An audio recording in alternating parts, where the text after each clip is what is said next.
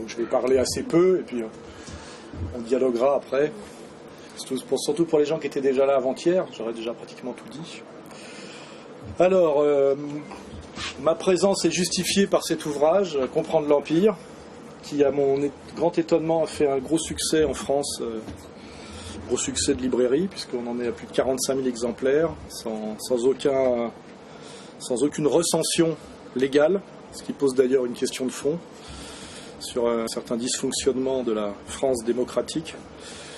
Voilà, mais bon, c'est pas le sujet. Donc le sujet imposé que je viens de découvrir en montant l'escalier, c'est la notion d'empire. Voilà, donc il y a plusieurs manières d'attaquer le sujet. Et là, c'est à moi de vous montrer que je suis capable, malgré le malaise vagal, d'improvisation pour justifier ma qualité d'intellectuel et d'écrivain. Voilà. Alors, la question qui se pose du point de vue de la domination politique, hein, c'est-à-dire du contrôle des groupes humains, c'est comme ça que j'ai un peu abordé le sujet dans mon bouquin, c'est la question d'échelle. Donc en fait, l'Empire est sans doute le système qui est capable de contrôler le plus grand nombre d'individus sur la planète Terre dans la séquence historique donnée qui est la nôtre, c'est-à-dire depuis l'invention de l'écriture jusqu'à aujourd'hui. Si je reprends dès le départ, la plus petite cellule, on ne va pas parler de l'individu, puisque par définition, il n'y a pas on partira du principe qu'il n'y a pas de domination politique du sujet sur lui-même, mais si on part de la plus petite cellule, on a d'abord la famille. Voilà, le papa, la maman et les enfants. Ensuite, on a la famille élargie, ce qui est le propre des sociétés primitives, ce qui peut donner la tribu ou le clan, hein. Et puis, après, on a la notion de communauté. Alors, on voit comment, finalement, dans l'histoire, les groupes humains, les civilisations qui arrivent à en dominer d'autres, en général, c'est celles qui sont capables d'agréger le plus grand nombre de gens que les autres pour les dominer, en général, par la violence. On voit, par exemple, qu'en Afrique, il est rarement... Les Africains, historiquement, se sont rarement capables d'agréger plus de quelques centaines ou quelques milliers de personnes. On le voit d'ailleurs toujours aujourd'hui, ou pour ceux qui sont des lecteurs de Bernard Lugan, par exemple, la lecture, on va dire, ethnique est toujours valable, et qu'en réalité, le meilleur moyen de comprendre, par exemple, les luttes qui se passent en Afrique, c'est toujours de comprendre les rivalités, les combats ethniques, et donc on est toujours dans des logiques de famille élargie, c'est-à-dire avec finalement des assez peu grand nombre de personnes par rapport à ce qu'on est capable de produire nous. Voilà. La plus grande échelle qu'on ait jamais atteint, c'est-à-dire comme groupe humain cohérent, fonctionnant sur un même imaginaire et capable de marcher ensemble, notamment pour aller à la guerre, c'est la nation. Hein. C'est pour ça que moi, c'est mon unité de base.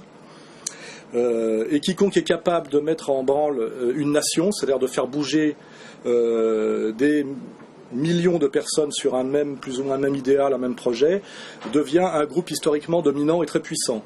On peut être fiers, nous, Français, d'avoir produit ce modèle dans l'histoire moderne. C'est-à-dire d'avoir été à un moment donné, notamment de ce qu'on appelait la grande nation, où nous avons été le plus puissant dans l'histoire du monde. C'est à mon avis quelque chose qui atteint son sommet avec Napoléon Ier, mais qui est aussi le début de la fin pour nous, vaincus par la perfide Albion. Depuis, nous n'avons fait finalement que nous soumettre, prendre des coups et essayer de survivre. C'était la capacité de mettre en mouvement un groupe d'environ 30 millions de personnes. Voilà. Ça m'amène à la notion d'empire, car l'empire, contrairement à ce qu'on croit, n'est pas une super nation. C'est en général une nation qui en domine et en asservit d'autres. C'est-à-dire qu'il n'y a rien au-dessus de la nation, hein, comme groupe humain cohérent qui marche ensemble. Les empires sont toujours une nation qui, à un moment donné, a la capacité de soumettre d'autres nations. Si on regarde l'Empire romain, ce sont des Romains qui soumettent d'autres gens vaincus, mais qui acceptent de marcher avec eux et pour eux. Mais ça nécessite toujours un gros travail de maintien de l'ordre. Et quand la nation impériale décline, elle se fait écraser par des nations soumises qui cherchent à se venger, à prendre leur revanche. C'est-à-dire, finalement, les empires ont vocation à s'effondrer, à passer de la domination à l'effondrement. Ils ne sont jamais dans des phases d'équilibre, on va dire, de stabilité. Alors que la nation, elle, peut se maintenir sans un trop gros travail de police pour que les gens continuent à adhérer au projet. Voilà.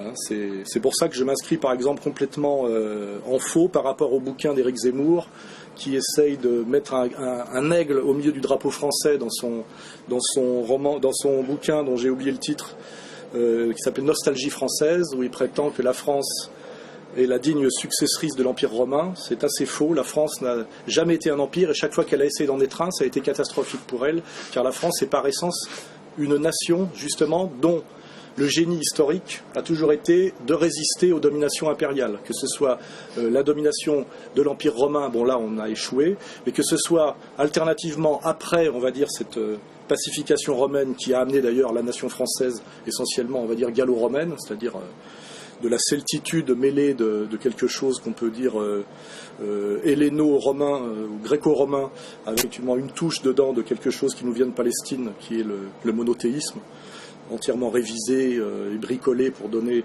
la religion catholique, qui est un truc, je le dis aussi, spécifiquement français, hein, qui n'a pas du tout un truc d'importation. Donc, à part cette période, effectivement, d'ailleurs constitutive de la nation française, où la France a été digérée par l'Empire romain, depuis, en fait, la France, cette grande nation, n'a fait que résister soit à la domination, on va dire allemande, pour employer un terme un peu essentialiste, c'est-à-dire le Saint-Empire romain germanique, ou qui peut aller d'ailleurs jusqu'à les petites frictions qu'on a vues avec l'Allemagne hitlérienne il n'y a pas si longtemps, soit la domination bien plus constante, qui nous intéresse beaucoup plus ici, puisqu'on est à Hong Kong, qui est la domination de l'Empire anglais. Voilà, donc la France se définit comme la grande nation, qui s'est toujours maintenue comme nation rétive aux empires, le fameux nom de l'homme qui avait dit non de Gaulle, en résistant un coup aux Boches, un coup aux Anglais. Voilà. Et nous sommes dans une période historique, on peut le dire, assez honteuse, de soumission, souvent d'ailleurs inconsciente, à l'anglais, n'est-ce pas ? C'est-à-dire au modèle anglo-saxon, à sa langue, à sa loi, dont aujourd'hui, effectivement, l'empire anglais pouvant être étendu aux États-Unis d'Amérique. Voilà. Donc ça amène effectivement, on se rapproche de l'idée du débat, voilà, c'est que qu'est-ce que l'Empire aujourd'hui, puisque c'est le sujet de mon livre Comprendre l'Empire, et le sous-titre Demain la gouvernance globale ou la révolte des nations, c'est aujourd'hui c'est l'Empire dominant qui n'est pas ni l'Empire romain, ni l'Empire le Saint-Empire romain germanique, dont l'idéal historique est incarné, pour ceux qui s'intéressent à ce genre de choses, à Frédéric II de Hohenstaufen, hein, un impérialisme dont, par exemple, Alain de Benoît a une grande nostalgie, et qui en général nous sort du logiciel français pour nous amener plutôt sur le logiciel allemand. Nous ne sommes pas dans cet impérialisme-là, nous sommes dans quelque chose qui a à voir avec l'impérialisme dont parle Lénine, hein, c'est-à-dire la domination d'une nation impériale qui est l'Empire anglais, qui est la soumission du monde par le commerce inégal via la puissance maritime, ce qu'on peut appeler effectivement l'empire thalassocratique. Bon, ça pour ceux qui ne connaissent pas ces notions qui renvoient à la géopolitique, donc à une spécialité allemande, c'est de comprendre qu'en fait il y a dans notre monde deux forces qui luttent, c'est-à-dire le monde de la domination par les mers, qui est un monde par définition plutôt sans frontières, et un monde qui a à voir avec l'instabilité et l'agressivité nomade, hein, qui est le truc de l'anglais, et de l'autre côté le monde que on appelle le nomos de la terre, par exemple, qui est le monde, on va dire, le monde de l'Europe, qui est quelque chose de sédentaire, de fixe, et souvent en général agressé par cet autre monde, hein, et ça donne aujourd'hui la façon dont nous sommes incapables aujourd'hui de faire l'Europe à cause des manipulations de l'empire thalassocratique, et dont finalement la France, l'Allemagne et tous les pays qu'on peut mettre autour, sans évidemment compter l'Angleterre qui n'est pas dans le jeu, bien que si on additionne ces nations, nous serions normalement sur le papier la plus grande puissance du monde, nous sommes finalement les jouets de l'empire, de cet empire thalassocratique, qui est aussi, pour ceux qui s'intéressent à la question, mais je pense qu'ici à Hong Kong vous devez bien connaître ça, quelque chose qui est la jonction, moi je le synthétise comme ça, de la couronne d'Angleterre et de la banque. Hein, on ne dira pas d'où vient cette banque, mais elle vient de ceux qui sont doués pour la banque. Dans l'histoire, il y a les protestants, les juifs et les protestants.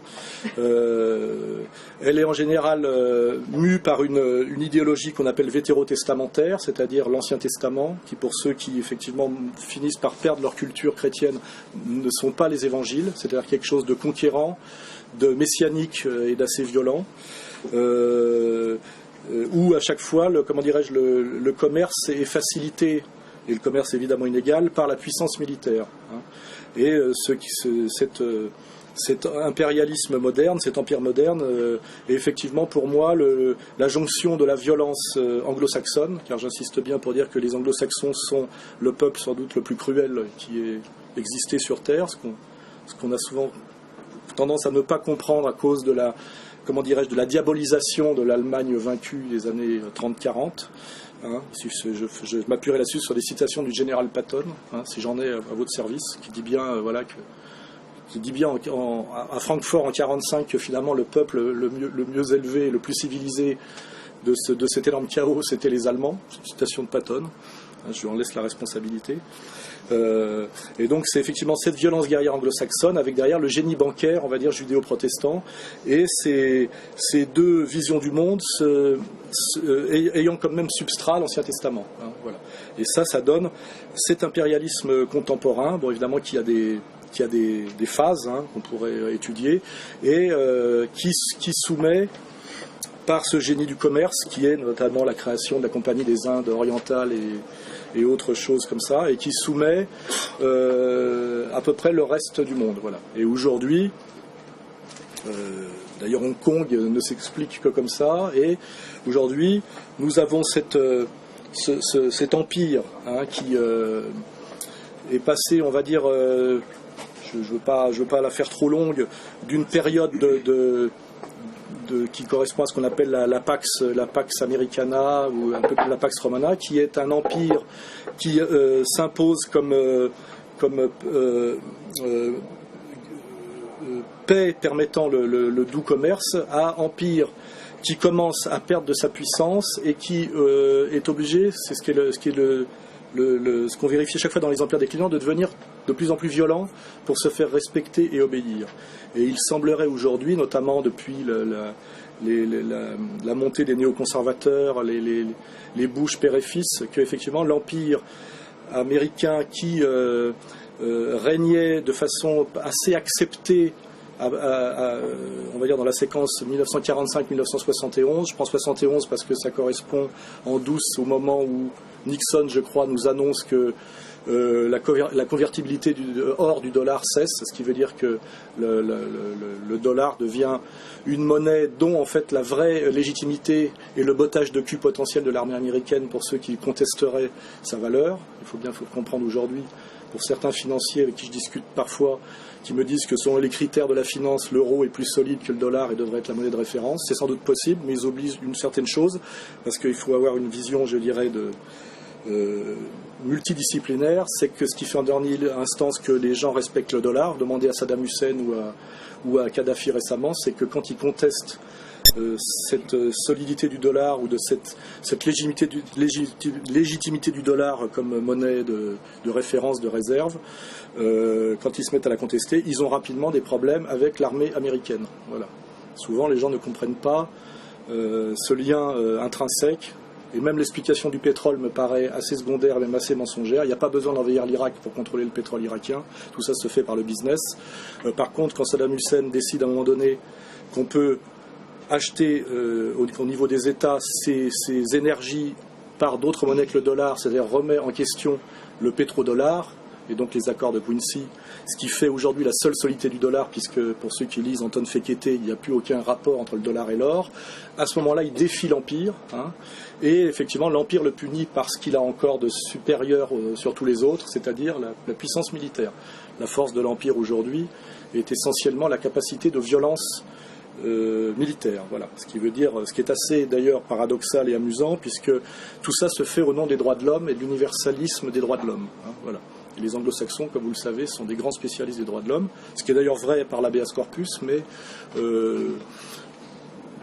contredit par une séquence de 2 siècles d'histoire faite d'assez grande soumission par la violence. Voilà. Et dans ce contexte actuel, qu'on appelle le nouvel ordre mondial, puisque finalement c'est quelque chose dont parlaient les paranoïaques et les complotistes comme moi, et même avant moi il y a longtemps, jusqu'à ce que nos maîtres impériaux finissent par dire que c'était effectivement le projet, puisque je crois que le premier qui a sorti ça dans un discours officiel en prime time était Bush senior, nous allons vers un nouvel ordre mondial, et c'est toujours la continuation de ce projet impérial qui est, on va dire, vétérotestamentaire, c'est-à-dire qui s'appuie sur le messianisme et la violence de l'Ancien Testament, qui s'appuie sur le doux commerce, c'est-à-dire le libéralisme économique d'essence libérale anglo-saxonne, et qui s'appuie sur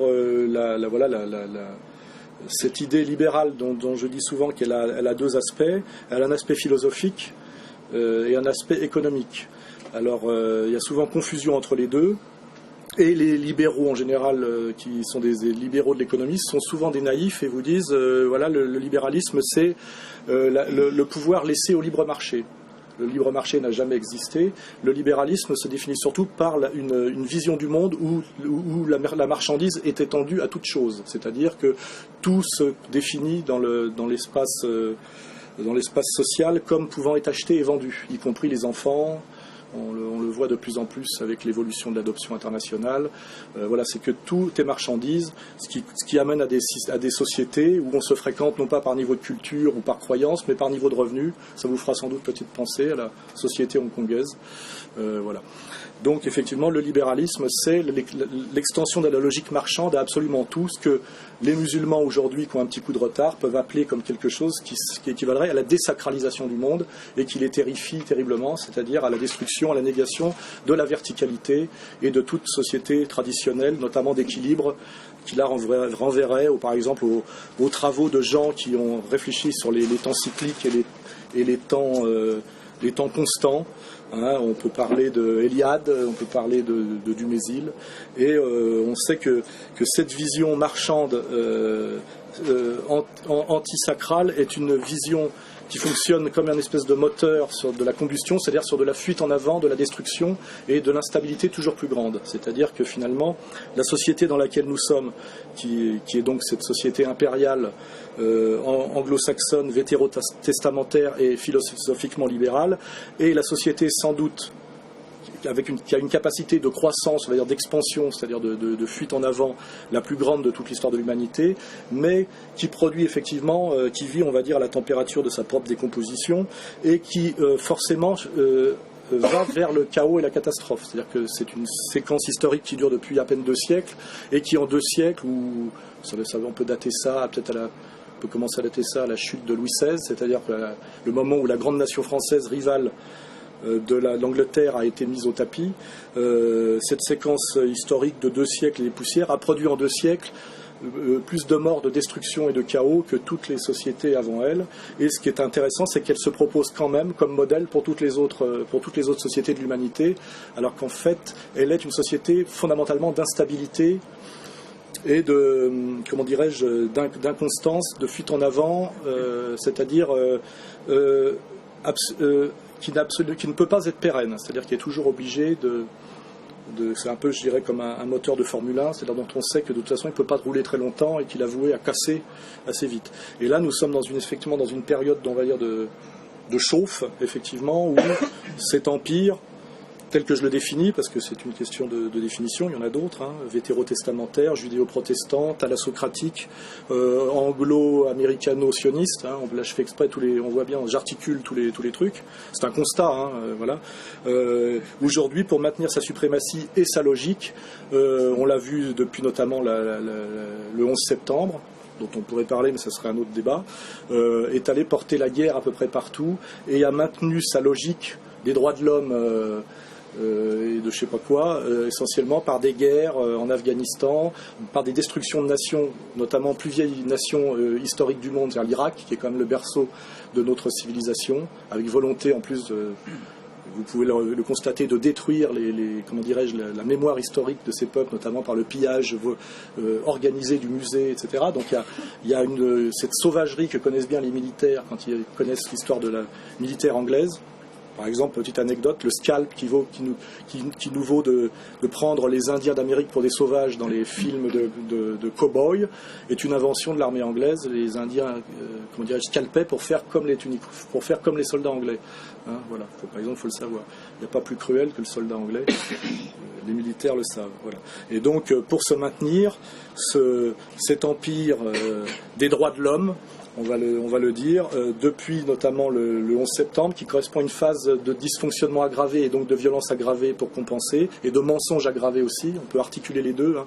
Dysfonctionnement, violence, mensonge, ça donne les médias occidentaux officiels. Je suis bien placé pour savoir que pratiquement tout ce que les médias officiels disent est toujours le contraire de ce qui se passe en réalité. Il suffit d'être un peu initié pour le vérifier. Dysfonctionnement économique, c'est-à-dire, alors là c'est un autre sujet, c'est-à-dire un capitalisme qui n'est plus du tout entrepreneurial, plus du tout créateur de richesse et de valeur ajoutée, mais qui est une ingénierie mathématique fonctionnant en réalité sur la destruction accélérée de richesses réelles. Sans doute ici il y a des spécialistes, hein, voilà, donc avec un coût social très grand, puisque c'est un peu une espèce d'équation où à un moment donné il faut bien que s'il y a des gagnants d'un côté, il y a des perdants de l'autre. Donc il y a un plus, ça aussi c'est un signe à analyser d'un point de vue démocratique, c'est-à-dire qu'il y a un nombre de gagnants de moins en moins nombreux, avec un coût social sur la grande masse de plus en plus important, et pour que ça fonctionne quand même d'un point de vue d'équilibre, le retrait discrètement et en douce de la démocratie, sujet qu'on peut définir, hein, mais j'appelle moi démocratie de marché et d'opinion, notamment aux États-Unis, sous prétexte des attentats du 11 septembre qui sont déjà quelque chose d'assez suspect, non seulement des guerres néocoloniales en Afghanistan, en Irak, plus des régimes soumis, dont chez nous par exemple le sarkozysme, où c'est carrément si on a un recul historique, on appelle ça des régimes de collaboration entièrement soumis aux intérêts anglo-saxons contre les intérêts français, avec vente de tonnes d'or pour soutenir une monnaie hostile au détriment de ce bouclier de protection qui est les réserves d'or. On pourrait égrener tout ce qu'a fait Sarkozy pendant son quinquennat. Tout ça peut être considéré comme de la haute trahison et lui valoir de finir comme Pétain à Lille.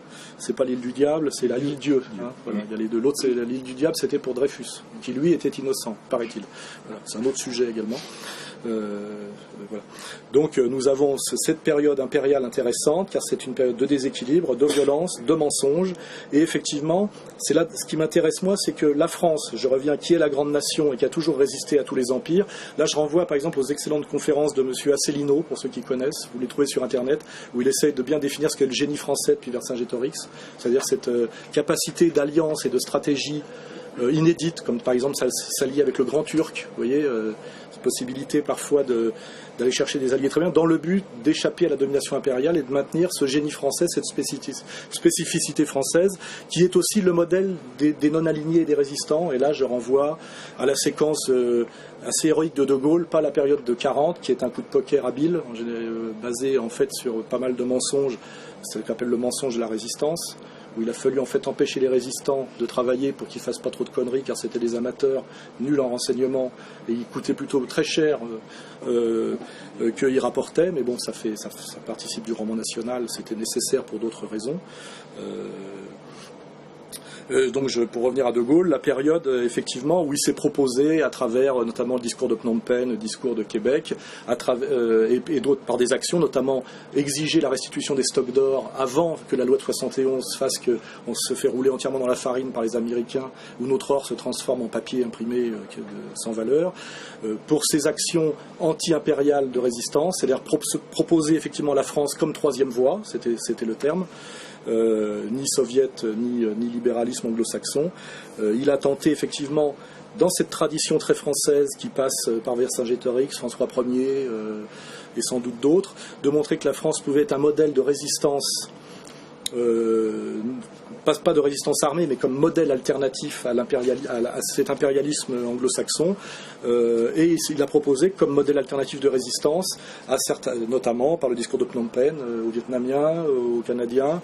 Et c'est à mon avis c'est-à-dire de défendre coûte que coûte le génie français, dans cette séquence, on va dire 58-69, c'est ce qui a valu un très grand respect de la part des petites nations et des nations soumises à l'Empire, ce qui fait qu'on peut encore, malgré les dégâts faits par Kouchner et aujourd'hui par Fabius, se balader dans certains pays du Moyen-Orient et d'Afrique et être respecté en tant que Français à cause du souvenir de De Gaulle et notamment du travail du Quai d'Orsay de l'époque, même si malheureusement tout ça n'est qu'un lointain souvenir. Mais c'est ce qui lui a valu aussi, c'est un autre sujet, d'être déstabilisé et chassé par la première révolution colorée de l'histoire récente, qui s'appelle mai 68, qui est quelque chose de comparable à ce que finance Soros aujourd'hui avec les Femen, par exemple, vous voyez, c'est-à-dire pour punir De Gaulle, le déstabiliser en s'appuyant sur ce qui est le plus stupide en politique.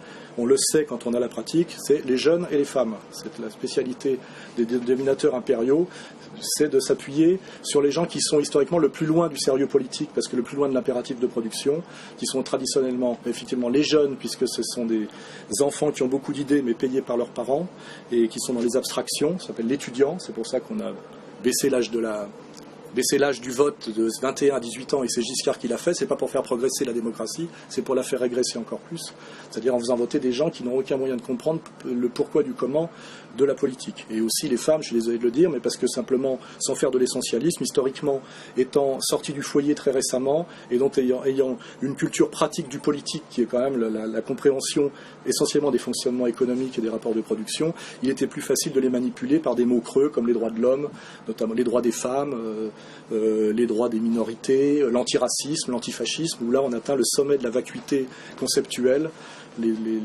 Et on voit très bien d'ailleurs qu'aujourd'hui, dans cette période de vide de politique intégrale, les mots-clés pour déterminer ce qui est bien et mal en politique sont en général le mot antifasciste, antiraciste, voilà ces trucs-là.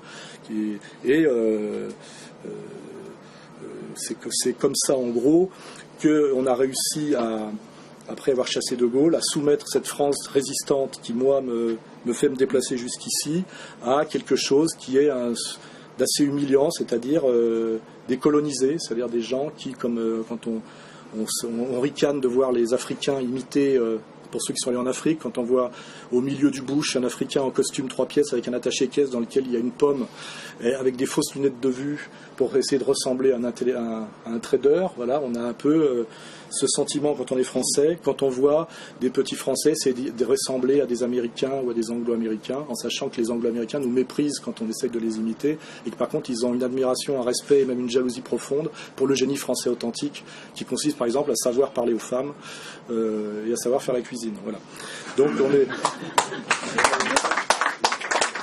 Donc, ça serait mon petit sujet ce soir, ça serait avoir conscience de ce que c'est que le génie français, que le génie français c'est le génie de la grande nation qui a toujours proposé un modèle de résistance à la domination impériale, que ce modèle est essentiellement un modèle culturel, pas un modèle de domination militaire ou économique, c'est une alternative spirituelle, et que dans ce monde actuel, cette insoumission française est encore une question importante pour la domination, on va dire, impériale, et qu'un des projets aujourd'hui de l'Empire est toujours de soumettre cette France insoumise au modèle hégémonique, en faisant des petits Français, des petits Américains, des petits sous-américains, et c'est encore l'enjeu aujourd'hui, notamment quand on regarde que tous les leaders politiques de gauche et de droite, notamment Copé en ce moment, qui essaie de faire un braquage sur l'UMP comme ça s'était passé avant au PS. On voit bien que, pour ceux qui s'intéressent, que Fillon est un peu la Ségolène royale de l'UMP, c'est-à-dire c'est un successeur légitime, parce que catholique déjà, ce qui est un minimum quand on est français, qui avait normalement gagné l'élection et qui se le fait voler par quelqu'un qui est un agent américain évident quand on regarde Copé. Il faut regarder de quel club il est membre, etc. Et ces élites politiques actuelles, un peu comme sous l'occupation, ce qui fait de moi plutôt un résistant qu'un collabo, effectivement, ces gens qui se soumettent finalement à la puissance impériale, comme on peut reprocher à certains entre 40 et 44 de s'être soumis au pouvoir de l'occupant, qui était Hitler à l'époque, et là de ne pas défendre les intérêts français, de ne pas défendre le génie français, mais de se soumettre entièrement à la domination impériale et de soumettre le peuple de France à la domination impériale par le culturel, par l'économique, Donc effectivement les deux combinés par le social, voilà. Et quand je suis à Hong Kong, je regarde un peu la petite communauté française et je regarde si elle est distincte de la communauté dominante anglo-saxonne, si elle arrive à affirmer son génie, se faire respecter. Et c'est ce que je suis venu vérifier ce soir et je vais le vérifier maintenant par l'intelligence et la question. Merci à vous.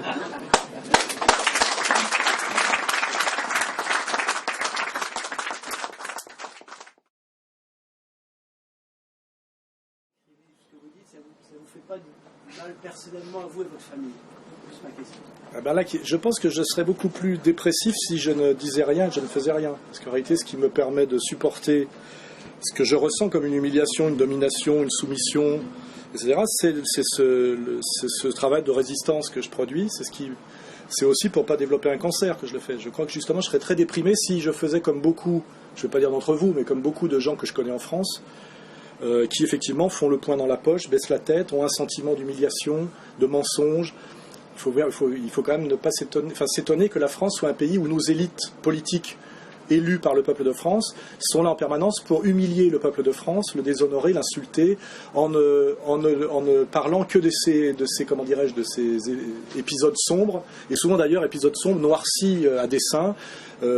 Chaque fois que Hollande ouvre la bouche, c'est pour dire la même chose que Sarkozy ou Chirac, c'est pour insulter le peuple de France au nom de sa collaboration, alors que qui a collaboré, ça il faudrait voilà, sans doute le peuple de France n'a fait que souffrir, au nom de la colonisation, alors que chacun le sait que le français n'est pas un colon.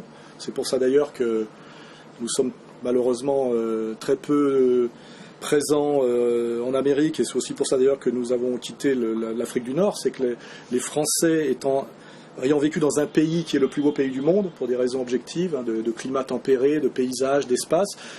Oui, c'est le plus beau pays du monde, c'est le premier lieu de destination touristique, et même les anglo-saxons qui nous méprisent ne rêvent que d'avoir des villas chez nous, vous le savez très bien, nous jamais chez eux. Hein. Les Allemands, pareil, voilà, il faut le savoir. Et oui, si nous avons perdu à un moment donné l'Algérie, c'est pas un débat de fond, c'est là je fais de la sociologie, c'est parce qu'en réalité les Français n'y sont pas allés, il ne faut pas oublier. Alors que les Irlandais, à un moment donné, vont aux États-Unis en masse, les Italiens du Sud y vont parce qu'ils crèvent de faim et que c'est partir ou crever. En fait, le Français n'est pas un colonisateur parce qu'il est heureux dans son pays et qu'il n'a pas besoin de partir. Il part pour le plaisir, et c'est une des raisons de l'échec de la France coloniale. C'est d'ailleurs le manque de sens du commerce par rapport aux Anglais. L'idée aussi de vouloir exporter une escroquerie qui s'appelle les droits de l'homme, c'est-à-dire de soumettre l'indigène au nom de l'égalité, ce qui est quand même quelque chose qui est très très dur à assumer d'un point de vue de la logique sur le long terme, ce qui n'est pas du tout le problème de l'anglais. L'anglais vient pour faire du pognon en tant qu'anglais au nom du roi et ne demande surtout pas au peuple soumis de lui ressembler. Ça serait même quelque chose qui l'agacerait, alors que nous avons prétendu effectivement coloniser des pays au nom de Jean-Jacques Rousseau, avec le statut d'indigénat plus en fait du mauvais commerce. Voilà, on a été des très mauvais colonisateurs. Donc c'est pour cette petite parenthèse, c'est que c'est assez triste de se faire traiter de collabos, de colons, aussi de racistes. On est en permanence en France en train de se faire traiter de racistes. Je ne sais pas si vous êtes promené récemment dans certains quartiers de Paris ou en banlieue. Les étrangers sont très étonnés de voir que la question centrale c'est de savoir si le français n'est pas raciste, alors que moi ma question souvent c'est de chercher le français encore dans certains quartiers de Paris et de la banlieue, quoi. Et que c'est assez inouï, et tout ça, cette idéologie de culpabilisation est totalement aberrante et je dirais dysfonctionnelle d'un point de vue anthropologique, parce qu'on ne peut pas faire fonctionner une communauté uniquement en lui faisant avoir honte d'elle-même, ce que certains appellent la haine de soi dans d'autres communautés, et en lui demandant de se repentir. C'est ce qu'on appelle une symbolique de mort. Ça ne peut pas produire quand on reparle de notion de communauté, toute communauté fonctionne sur une mythologie, sur un roman national, sur une fierté de son passé pour pouvoir se projeter dans l'avenir. On a un vrai problème en France, c'est que nos élites politiques, parce qu'elles sont vendues, à mon avis essentiellement, et corrompus, produisent un discours économique de mensonge, social de mensonge et de trahison, et un discours, je dirais, historico-culturel, d'insultes systématiques, d'injures, etc. C'est-à-dire que c'est les étrangers qui peuvent respecter, admirer la France, son histoire, son patrimoine, etc. En France, il est obligatoire d'avoir honte d'être français parce qu'on est raciste, parce qu'on a été colonisateur, etc., etc. Et il faut se poser la question, je pense si on avait du recul, comment se fait-il que des élites politiques d'un pays n'ouvrent la bouche à chaque fois que pour humilier et s'insulter. Je crois que dans l'histoire humaine, je cherche d'autres exemples, je n'en connais pas.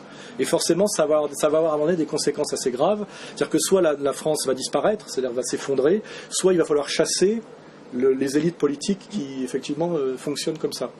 Je préférais la solution où on chasse les élites politiques plutôt que la solution où la France, effectivement, s'effondre et disparaît. Mais il y a des gens dont le projet pratiquement officiel est la disparition de la France. Les Mélenchon, les trotskistes, les Besancenot. Je crois qu'il y a même le mari de la petite Duflot, qui est sans doute la ministre la plus stupide qu'il y ait eu depuis. Enfin, je n'aimerais pas être femme et féministe en écoutant Duflot. Effectivement, son mari, là, le frère de Bertrand Cantat, dit qu'il est français par hasard et qu'il aurait très bien pu être sénégalais et qu'il trouve ça stupide. Il n'y a pas de quoi la ramener d'être français. Enfin, c'est assez. Je ne parle pas de ministres comme des ministres binationaux comme la petite Belkacem qui nous explique que les Français doivent obéir à la loi, et notamment au mariage pour tous, alors qu'elle est marocaine et musulmane et qu'elle pourrait, si elle disait ça dans son propre pays, elle s'est immédiatement embastillée par Momo VI. Mais c'est-à-dire que là, on est aujourd'hui sur le plan du discours comme sur le plan de ce qu'on appelle la superstructure dans un pays. Effectivement, vous en prenez peut-être conscience quand je m'amuse à en parler. On a un pays qui est sous occupation, mais on est occupé par nous-mêmes. C'est-à-dire, on vit une trahison, une humiliation permanente. L'épisode des Femen étant d'ailleurs un truc récent assez incroyable, où des prostituées ukrainiennes viennent agresser des familles avec des landaux qui s'inquiètent un peu que le seul projet politique du Parti socialiste en période de crise aggravée soit de permettre l'adoption par des homosexuels. Je pense que ce n'est pas forcément une priorité, et qui sont agressées par des étrangères payées en dollars par M. Soros pour défiler à poil avec marqué Fuck God en bonne sœur avec les seins à l'air, avec des bombes aspergeantes avec marqué sperme dessus. Et que la réaction de l'appareil politique, c'est de dire qu'il faut dissoudre les associations catholiques françaises qui ont eu le mauvais goût de ne pas se laisser agresser en souriant par ces espèces de groupuscules. Et d'ailleurs, pour ceux qui vont sur Égalité et Réconciliation, par un excellent travail d'enquête, nous avons démontré qu'il n'y avait pas que des putes ukrainiennes dans les Femen, puisque la chef est une pute française, pute de luxe à 800 € la passe. Voilà. Nous avons. Comment ? Je sais pas. Mais c'est pour vous dire, voilà, la situation française est vue de l'étranger et vue avec un peu de recul historique. Nous sommes dans une période d'absurdité et d'effondrement qui peut ressembler à des périodes de certains empereurs romains, je ne sais pas, comme de la période de la haute décadence romaine. Héliogabal, non, c'est quoi, ouais, voilà, où on est dans le n'importe quoi généralisé, et forcément où on sait que ça va mal finir. Je dirais même pas au-delà de Néron, parce que Néron, on a dit beaucoup de mal, en fait, on a beaucoup diabolisé, il n'était pas si mauvais que ça, il paraît, mais plutôt des empereurs encore plus extravagants, voilà. Donc j'ai répondu un peu longuement. Donc moi non, en fait je suis pas du tout déprimé, je m'amuse de tout ça parce qu'effectivement le rire est une spécialité française. Il vaut mieux rire que pleurer.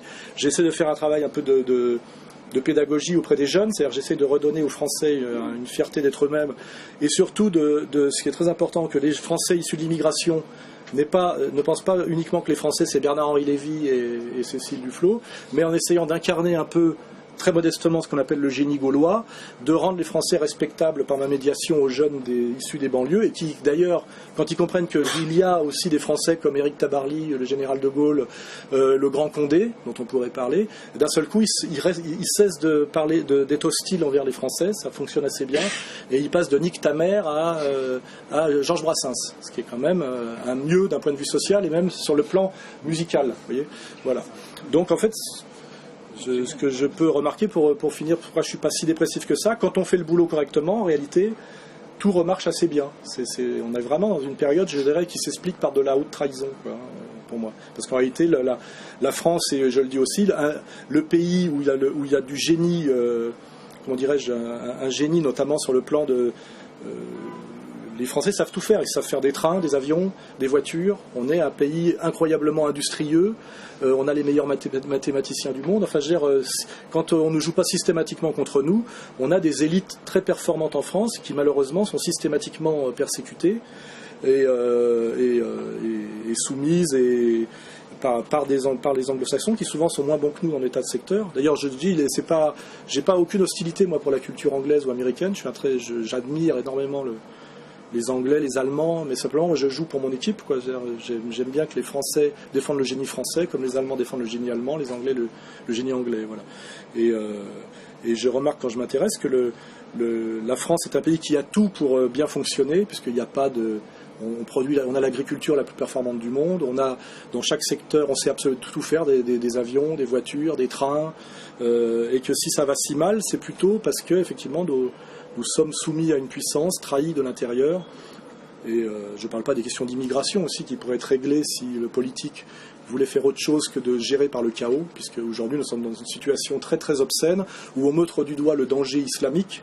Mais on sait très bien que le musulman vient de l'immigration, puisqu'en fait c'est un maghrébin immigré, et que à la fois on laisse grandes ouvertes les portes de l'immigration, tout en montrant du doigt le musulman qui rentre. Ce qui est une schizophrénie de malhonnêteté incroyable. C'est ce que je disais d'ailleurs de Besancenot, c'est qu'il protège d'une main l'immigré, qu'il frappe de l'autre en le déclarant islamiste et anti-laïque. Vous voyez, c'est quelque chose de très malsain et de très schizophrénique. C'est malsain pour ceux qui ont pensé à ce projet pervers, mais très schizophrène parce que beaucoup de politiques sont arrivés à un tel niveau de bêtise qu'ils n'ont même pas conscience, effectivement, qu'on ne peut pas être à la fois contre les musulmans et pour l'immigration, puisque finalement ces musulmans qui sont en France viennent tout simplement de l'Afrique saharienne et subsaharienne, de notre ancien empire colonial, et qu'il va falloir à un moment donné, comment dirais-je, avoir une politique cohérente. Alors on voit bien notamment avec Sarkozy, c'était assez notoire, si on regarde bien ce qu'il a fait réellement, c'est qu'il a participé à la diabolisation des musulmans, dont le sommet a été l'affaire Mera, dont on peut se douter que c'est aussi une sorte de 11 septembre du pauvre, un truc un peu manipulé, puisque ce jeune dealer de banlieue pouvait à la fois aller au Pakistan et en Israël, ce qui demande d'avoir 2 passeports, était un agent de la DCRI. On nous présente comme un islamiste radical alors que c'est un vendeur de shit. Enfin voilà, il y a des contradictions terribles. Et à un moment donné, dont on nous dit effectivement qu'il a tué des enfants, des militaires, etc., au nom de l'islam. Voilà, on a cette situation en France très très malsaine, vous n'y êtes pas en ce moment, où on diabolise le musulman qui en plus appartient souvent au bas de l'échelle sociale, donc subit la crise et le chômage de plein fouet. Donc on le pousse à la colère, à la désespérance. On ethnicise et une crise qui est essentiellement économique, on dévie. Et tout ça avec un projet, je le crois, quelque part aussi de guerre civile derrière. Parce que toujours pareil, détruire l'unité du peuple français, empêcher ce que j'appelle la réconciliation nationale, voilà, c'est qui est à peu près la même stratégie que les néoconservateurs ont mis en place avec cette merveilleuse invention qui s'appelle Al-Qaïda. Voilà, on est à peu près dans cette même logique qui d'ailleurs nous soumet une fois de plus à la stratégie néoconservatrice anglo-saxonne. On est très très loin de la vision du général Lyautey. On est dans quelque chose justement de très peu français. Voilà. Bon, j'ai longuement digressé. Maintenant, si ça... Justement, dans le sous-titre de Comprendre l'Empire, demain la révolte des nations, vous pensez qu'il va falloir attendre qu'on ait le ventre vide pour se révolter ou qu'on va y arriver avant ? Ça, c'est un vrai sujet. C'est qu'en fait, nous sommes dans une période étrange de crise aggravée, mais en même temps, on est parti de très très haut. Et grâce à la capacité de production incroyablement performante, nous avons des gens... nous n'avons pas de gens qui se révoltent parce qu'ils ont faim. Or, les vraies révoltes traditionnelles, c'est à la Révolution française, les gens se battaient pour le pain. Et voilà. Nous avons en fait aujourd'hui des gens qui sentent qu'ils sont dans une période de régression en termes d'acquis, d'ailleurs objectif et subjectif, niveau de vie, mais aussi qualité de vie. Il ne faut pas oublier ce critère fondamental de la qualité de vie. La sécurité, l'air, la nourriture, le temps de transport, l'habitat, qui sont souvent d'ailleurs des critères très peu étudiés par les sociologues d'État. Je pense que le niveau de vie peut monter et la qualité de vie baisser, par exemple. C'est pas du tout incompatible. Donc on a des gens qui sont assez dépressifs, on le vérifie, les Français sont les plus gros consommateurs du monde d'antidépresseurs, il faut le savoir. Un fort taux de suicide, notamment dans les corps constitués, la police, chez les productifs directs qui sont la paysannerie. Il ne faut pas oublier on peut se passer de tout sauf de paysans. On peut se passer de traders, mais pas de paysans, il faut le savoir. Et donc on a des gens, un pays, une nation déprimée, on le sent, mais qui a un écran à plasma par chambre, et effectivement qui lutte en même temps contre l'obésité, ce qui est assez intéressant d'ailleurs. On le voit avec le modèle américain. Ça aussi, c'est pour s'extasier sur un pays qui produit 30% d'obèses. Voilà, faut vraiment se poser la question des modèles culturels et civilisationnels, ce qu'on nous impose. Et effectivement, où l'obésité touche en premier lieu le sous-prolétariat. C'est-à-dire que plus on est pauvre, plus on est gros. Effectivement, c'est assez nouveau dans l'histoire des civilisations. En général, le pauvre est maigre, c'est la situation indienne, et le riche est gros. Et d'ailleurs, c'est un critère de séduction d'être un peu gros, parce que ça veut dire qu'on a les moyens, notamment un critère de séduction sur les femmes, on a les moyens de se nourrir et de la nourrir aussi. Voilà, c'est pour ça que dans le modèle traditionnel indien, le séducteur est gros. Le Bouddha est gros, il n'est pas comme famélique comme le Jésus. Et effectivement, on a cette situation classique, effectivement, du riche opulent et du pauvre maigre, qui est totalement inversé dans une situation actuelle où effectivement le riche a les moyens par la thalasso et le coach de rester mince. Et d'ailleurs, plus il est mince, ça donne la mannequin internationale, c'est-à-dire qu'il ressemble effectivement à une femme du tiers-monde du siècle dernier. C'est la maigreur étant l'apanage du luxe et l'obésité le stigmate du pauvre. Donc effectivement, on est dans une situation étrange où à la fois les jeunes de banlieue qui sont très très touchés par le chômage ont tous un téléphone portable et des Nike dernier modèle. On ne sait pas trop comment ils y arrivent, mais avec un sentiment de malaise, de malaise social très grand. Et c'est une situation assez inédite. Et c'est vrai que comment pousser des gens à se révolter alors qu'il y a quand même Michel Drucker tous les dimanches, Ruquier le samedi soir, des bouquets satellites, je sais pas quoi, des forfaits qui vous permettent d'avoir 175 chaînes, Facebook, n'est-ce pas, et toutes ces choses qui maintiennent quand même une paix et une apathie, malgré... donc on est dans une société de dépressifs calmes, et effectivement on sait que ça correspond aussi à des projets de société, là, je sais pas qu'on appelle ça le teaching, là, je sais pas quoi, c'est-à-dire qui correspond un peu au jeu, le pain et les jeux chez les Romains, c'est-à-dire on maintient les gens dans cette idée que l'individu dépressif est un bon consommateur. C'est des choses que j'ai étudiées.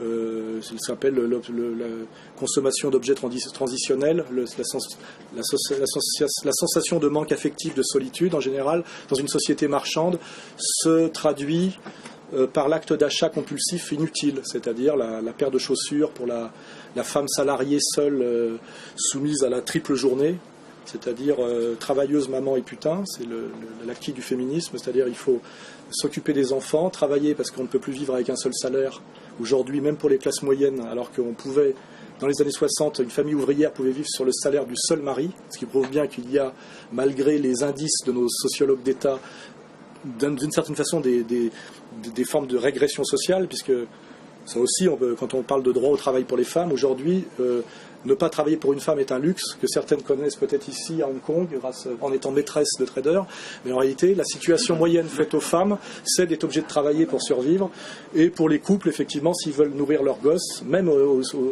niveau de ce qu'on appelle les couches moyennes salariées et même les couches moyennes salariées supérieures, la femme est obligée de travailler aujourd'hui, c'est ce qui nous renvoie un peu à ce merveilleux slogan qui était au frontispice d'un certain lieu qui a inspiré Trigano pour inventer le Club Méditerranée, qui est Arbat Macht Frei, je sais pas quoi, comment on dit, le travail c'est la liberté.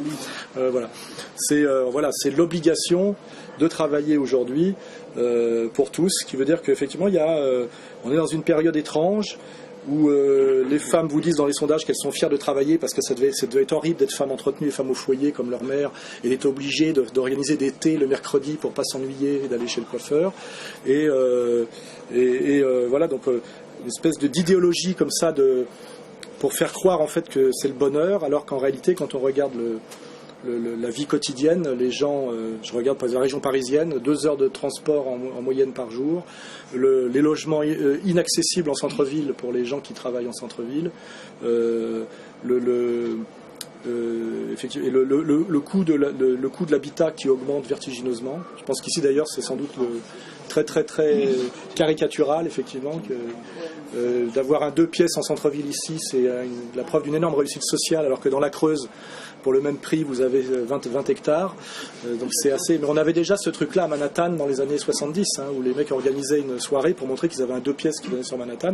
Nous, on arrivait, on disait qu'est-ce qu'on ne comprenait pas. Où était le prestige? Parce qu'à l'époque, on pouvait encore avoir des 150 mètres carrés au quartier latin en étant quelqu'un comme moi, c'est-à-dire un branleur. Et donc voilà, on est dans cette situation très paradoxale où selon certains critères, on a l'iPhone 5, le téléphone portable, etc. Beaucoup plus de vêtements qu'avant aussi, des garde-robes incroyablement garnis grâce aux petits-enfants chinois. Par ailleurs, effectivement, un sentiment de dépression, d'avenir bouché, notamment pour les enfants. Un budget, l'habitat qui prend de plus en plus une part énorme dans le budget, l'impossibilité pour pratiquement tous les gens aujourd'hui d'accéder à quelque chose qui est la base même de l'homo sapiens, qui est d'être propriétaire de son propre logement, c'est-à-dire d'avoir une maison à soi qui vous appartient est pratiquement un luxe inatteignable pour 90% de la population française aujourd'hui. Donc c'est assez paradoxal. Je réponds un peu longuement parce que ça permet de faire réfléchir, c'est que effectivement nous avons un écran plasma par chambre dans un local de merde qui nous coûte très très cher, alors qu'effectivement quand on regarde les pavillons ouvriers de la banlieue ouvrière française des années 20, ces maisons en pierre meulière qui étaient habitées par des familles d'ouvriers dans lesquelles seul le père travaillait, aujourd'hui il faut travailler à Canal+ pour pouvoir se payer ce genre de choses. C'est assez paradoxal, c'est-à-dire que c'est un luxe aujourd'hui d'habiter un petit pavillon ouvrier qui il y a 100 ans était l'habitat moyen de l'ouvrier français. Et on avait dit que finalement un parcours de moyen bourgeois supérieur amenait comme preuve de la réussite d'habiter un pavillon d'ouvriers. Les gens éclataient de rire à l'époque et en fait on en est là aujourd'hui. Ce qui veut dire qu'on est dans une situation très paradoxale. Pour finir, c'est que il va être je pense que sur ce fonctionnement étrange, l'idée de faire des révolutions aux gens en les faisant descendre dans la rue est assez inenvisageable. Je le sais d'ailleurs parce que moi j'ai fait de la politique toute ma vie. Et au Parti communiste et au Front National, parce que j'aime bien effectivement aller voir un peu partout comment ça marche. Et effectivement, les gens veulent bien dire, sont pour la repolitisation et la conscience politique, mais ils n'ont pas du tout envie d'aller manifester dans la rue, et deux, on a pu remarquer que ça ne servait à rien. C'est-à-dire qu'on voit bien aujourd'hui que les syndicats qui travaillent entièrement la main dans la main avec le haut patronat, on le sait aujourd'hui via les instances européennes, quand il y a par exemple la réforme des retraites, tout est négocié en amont entre syndicats et patronat, mais pour le spectacle, on fait défiler pour rien pendant plusieurs semaines des pauvres devant d'autres pauvres sur des parcours balisés qui sont toujours nation, Bastille, République. Ça passe jamais dans les beaux quartiers parce que c'est très intelligemment fait. Et alors voilà, c'est une espèce de catharsis, comme ça on gueule. On a des gros obèses de la CGT avec des autocollants et des trompettes qui font bouh, etc. Et après il y a dissolution buvette et puis c'est tout. Voilà. Et un jour, ça sera considéré comme finalement appartenant au monde du spectacle. Quoi, voilà. Et avec derrière Besancenot et Mélenchon. Il paraît ici que pas mal de gens, ont voté Mélenchon, il paraît. Pas plus que. C'est assez intéressant. Presque 400 personnes. Donc, je ne crois, malgré la crise assez grave, je ne crois absolument pas à la possibilité de situation insurrectionnelle. Donc, effectivement, nous sommes dans une séquence historique inédite. Je ne sais pas comment, à un moment donné, ça pourra basculer. Et changer, je ne sais pas. C'est une vraie question, hein, mais l'idée du grand soir, de la barricade et de la rue me paraît totalement, naïf, quoi, inenvisageable. Donc c'est l'intérêt de vivre cette époque, c'est que c'est une époque qui ne ressemble, c'est pas la répétition d'une autre époque, et on voit qu'il y a tous les mois 50 000 chômeurs de plus en France, hein, on le sait. Avec un hollandisme révolutionnaire, pour citer Todd, qui se fait attendre. Il a déjà dit que ça ne démarrerait pas avant 2 ans. Donc on est pour la France, je ne sais pas comment à un moment donné, la France va encaisser cette crise aggravée, les sacrifices, comme vous le savez, qui seront faits sur la classe moyenne, puisque les riches ne payent pas d'impôts, parce qu'ils ont les moyens de ne pas en payer, et les pauvres n'en payent pas parce qu'ils ne gagnent pas assez. Donc pour payer la dette, qui est un autre sujet, qu'est-ce que la dette? Est-ce que ce n'est pas un pur racket? On saigne finalement les classes moyennes et les couches moyennes salariées, en sachant que grâce aux 30 Glorieuses, elles ont acquis un petit patrimoine, et en ce moment on les tape au porte-monnaie, et on sait par expérience que quand on touche à la classe moyenne, on est dans une période pré-insurrectionnelle. En réalité, contrairement à ce qu'on croit et à ce qu'on dit, mais c'est le principe de l'idéologie dominante, c'est toujours de dire le contraire de la vérité, la classe révolutionnaire, malgré elle, c'est la classe moyenne. C'est quand on tape la classe moyenne que ça bouge. Pas le prolétariat, pas la grande bourgeoisie, pas la noblesse, c'est la classe moyenne qui est la classe révolutionnaire, parce que c'est celle qui ne dit rien mais qui produit, et qui est le cœur finalement d'une société sur le plan de la production, PME, PMI, artisans, etc. Et effectivement, la logique politique et économique actuelle, les politiques n'ayant pas le courage de défier la logique de la dette, puisque finalement ils sont l'émanation du pouvoir financier mondial, les pauvres n'ayant plus les moyens de payer, et les riches effectivement échappant, on voit tous les jours il y en a un qui part en Belgique ou en Suisse, il est évident que le racket de la dette se fait sur la spoliation des classes moyennes qui, par leurs revenus ne pouvant plus donner grand chose, en fait sont tapés au patrimoine, hein, voilà. Donc on a effectivement, on est passé là dans une phase accélérée d'appauvrissement des classes moyennes, voilà. Ce qui est le signe normalement, quand on regarde l'histoire bourgeoise, le signe d'une situation voilà, pré-révolutionnaire. Mais les classes moyennes ne sont pas des classes à barricades, ça se passe autrement. Voilà, donc on verra, ça va, à mon avis, on aura des réponses dans les 2-3 ans. Hein, on verra comment la société française va encaisser cette violence économique et sociale. Voilà. Si ça vous évoque autre chose.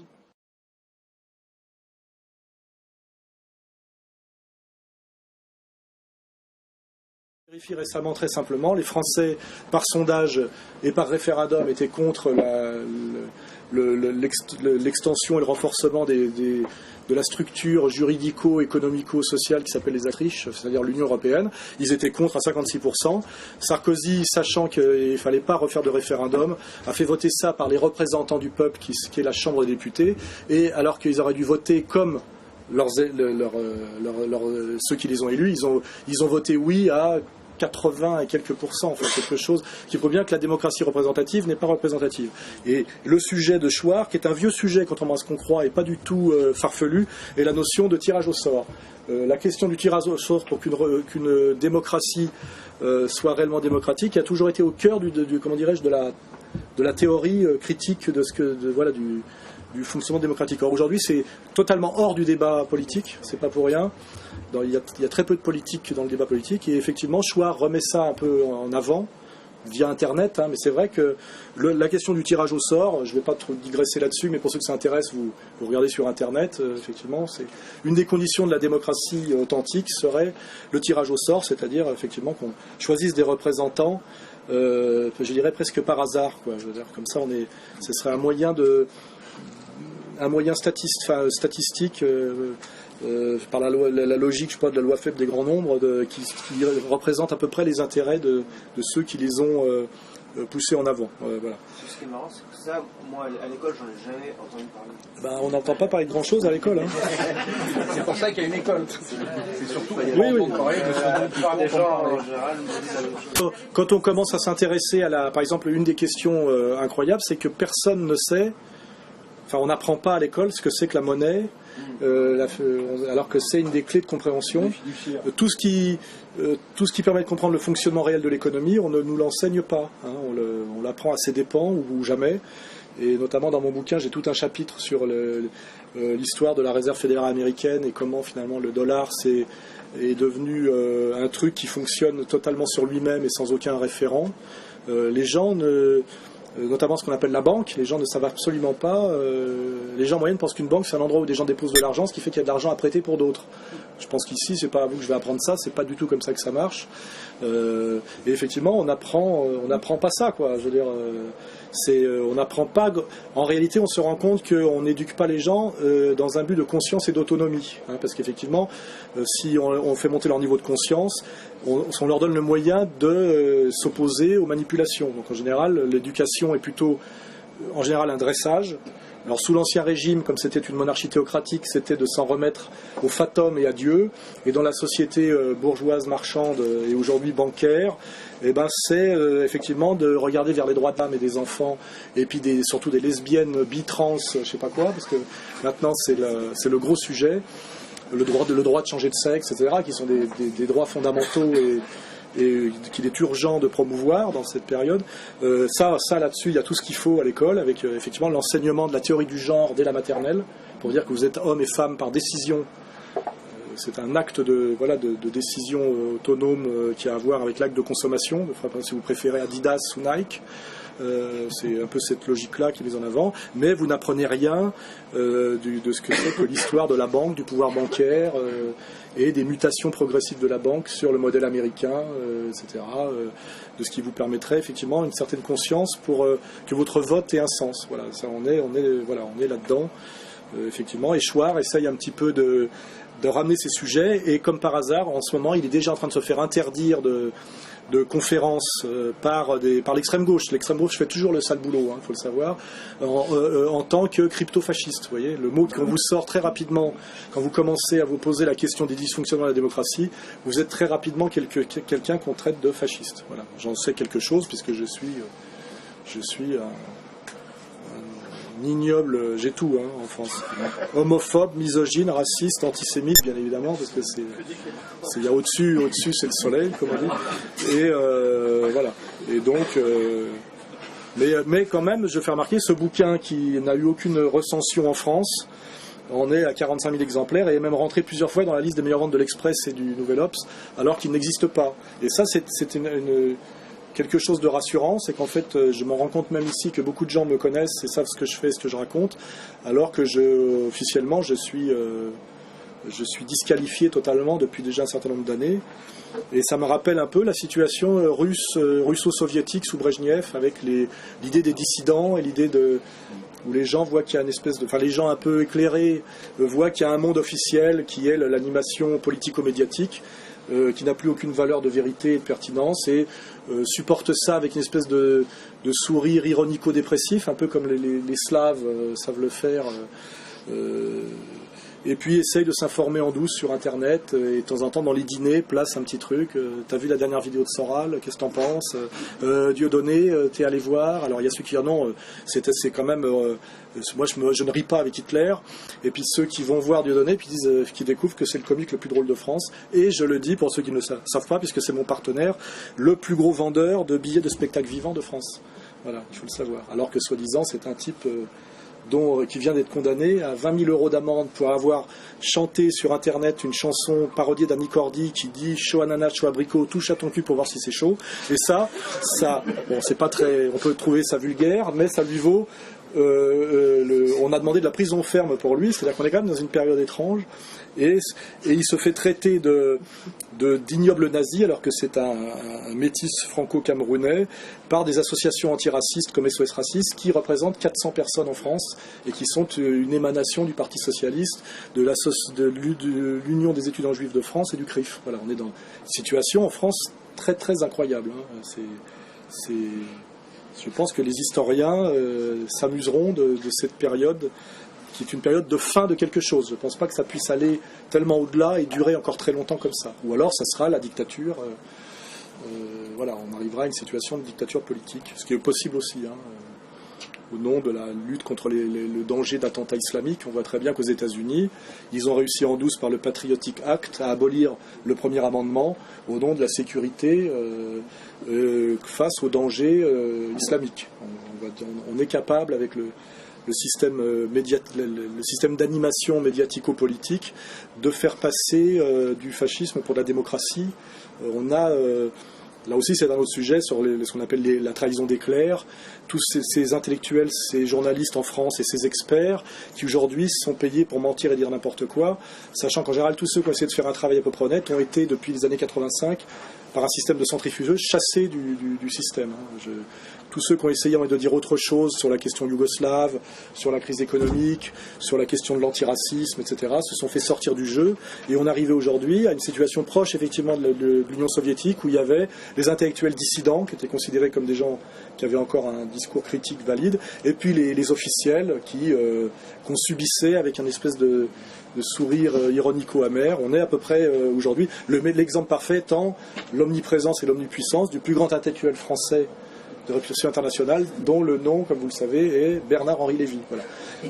Nous avons quand même produit les élites intellectuelles du monde moderne, quoi, avec la Boétie, Montaigne, Montesquieu, Voltaire, Rousseau. Enfin, on est quand même un pays respecté dans le monde entier pour avoir produit les plus grandes figures intellectuelles de gauche et de droite, et nous subissons aujourd'hui la dictature idéologico-médiatico-intellectuelle ou philosophique de Bernard-Henri Lévy, qui est un guignol grotesque, mais n'empêche qu'il a le pouvoir de déclencher les guerres au-dessus des ministres d'État. C'est quand même, il faut se poser la question de certains dysfonctionnements de la démocratie en France. Voilà, donc je finirai là-dessus pour votre réponse. Effectivement, Chouard pose des questions utiles, et comme il pose des questions utiles, l'extrême gauche, dont c'est le boulot, ça a toujours été les flics de la société bourgeoise marchande, les trotskistes, c'est leur spécialité, et effectivement le traite de fasciste et l'interdisent de réunion, et même il n'a pas encore droit aux agressions physiques, mais moi à chaque fois que je fais une réunion, j'ai un budget sécurité,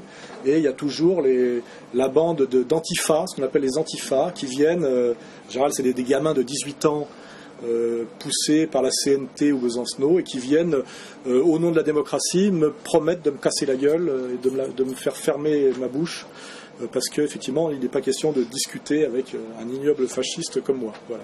Et ça, c'est la situation française où je gère régulièrement des commandos, des agressions et des annulations de salles systématiques. J'ai jamais pu faire une réunion publique dans la salle prévue initialement. Elle m'est toujours retirée au dernier moment par une pression du CRIF ou même en Suisse. J'ai découvert, même à Genève, j'ai perdu une salle. Pas ici. Ici, non. Mais peut-être justement parce que il n'y a pas besoin comment dirais-je, de milices gauchistes, puisqu'on est a priori dans un haut spot de la finance, et finalement ça produit un effet paradoxal, c'est qu'il n'y a pas besoin de police gauchiste, puisqu'il n'y a pas d'opposition politique, ce qui fait qu'effectivement ils ne sont physiquement pas là, il n'y a pas eu de budget. C'est exactement comme il n'y a pas de loi en Israël contre le nazisme. Ce qui fait qu'il y a des faux juifs russes qui sont venus au moment de l'effondrement de l'URSS parce qu'on leur filait de l'argent, qui s'amusent la nuit à peindre des croix gammées sur les murs de Tel Aviv, et ils ne peuvent pas être condamnés parce que dans la loi israélienne, on n'a pas prévu qu'il pouvait y avoir des citoyens israéliens qui peignaient des croix gammées sur les murs. Donc la justice israélienne est très emmerdée parce qu'elle chope des types en train de peindre vive Adolf Hitler avec des croix gammées, et il n'y a rien dans la loi qui permet de les faire condamner autre que pour dégradation de monuments publics. Ça serait un peu ça, voilà. Et finalement, comment ? Une des raisons pour lesquelles il n'y a pas de problème ici, c'est parce qu'ici tout le monde s'en cogne de Hitler et de tout ça, personne n'en parle. La moitié des gens sont pas. Oui, parce que c'est pas rabâché toutes les 2 secondes comme oui, mais c'est du tout, en fait. c'est l'effet positif et paradoxal d'un point de vue hegelien d'une ville qui n'est fondée que sur la finance, le profit. Mais c'est dans toute la vie, ça, que tout le monde Ouais, enfin, je connais pas assez bien le sujet, mais c'est vrai qu'ici, il n'y a pas de milice gauchiste. C'est-à-dire que je peux aller parler à Hong Kong, alors qu'à Nantes, à Toulouse, les villes d'étudiants où les gauchistes encadrent les étudiants, je sais que chaque fois que j'irai là-bas, il va y avoir une bagarre qui va être déclenchée, qui me sera attribuée par les médias. J'ai été accusé de tentative d'assassinat, même une fois, à Rennes, alors que je n'y étais pas. J'étais à Bayonne. Voilà, les médias font le travail. C'est-à-dire, vous trouvez dans l'Ouest France, un journal disant Alain Soral a tenté d'assassiner, etc., avec un type qui s'est luxé le genou en courant, en ratant un trottoir, parce qu'à 50, il venait perturber dans un café d'un Sri Lankais une conférence d'un type qui parle sur un sujet sur la tradition, qui était Laurent James. Enfin, voilà. On est dans des trucs. Et les médias, ce qui est très choquant pour les gens qui ne sont pas initiés, c'est que vous découvrez au journal de FR3 Région ou dans des trucs que vous pensez respectables, effectivement, que vous avez tenté de tuer quelqu'un. Et c'est quand même lourd à porter parce que là récemment, par exemple, le président de l'Association des étudiants juifs de France, qui ne représente ni les étudiants, ni les juifs, ni la France, mais qui est une émanation du CRIF, a déclaré à la télévision, sur une chaîne de télévision, que c'était moi, Alain Soral, il a bien dit mon nom, qui avait armé idéologiquement le petit soi-disant salafiste en survêtement, ex-rappeur niçois, qui a balancé une bombinette dans une épicerie cachère de Sarcelles, qui a cassé un néon et dégradé un faux plafond. Et voilà, le type a dit c'est Alain Soral qui l'a armé idéologiquement, ce qui est quand même assez grave. Ça veut dire que je suis quelqu'un qui incite au meurtre. Et voilà, alors on peut trouver ça drôle, mais c'est pas si drôle parce que ça justifie après des commandos qui viennent m'agresser, comme récemment dans un restaurant où je vais régulièrement à la Contrescarpe. Un commando de 10 personnes est venu essayer de me ratonner. Ils avaient mal fait leur repérage, c'était pas moi qui y étais, parce que pour eux un chauve est un chauve. Et en fait, ils ont tapé des clients, ils se sont fait arrêter, ils ont eu droit à 3 jours de garde à vue et contrôle judiciaire, et le 28 janvier, il y a leur procès à la 23e chambre, voilà. Bon, c'est une situation étrange, c'est-à-dire, effectivement, je suis régulièrement menacé, parfois agressé, envoyé régulièrement au tribunal. Là, je suis convoqué encore par 2 juges d'instruction, parce que je dis voilà ce que je vous dis là. Hein, voilà, c'est assez un climat assez étrange. Voilà. Alors, on va peut-être passer aux dédicaces. Et pour les C'est dédicaces, comme vous voulez. il faut s'asseoir dans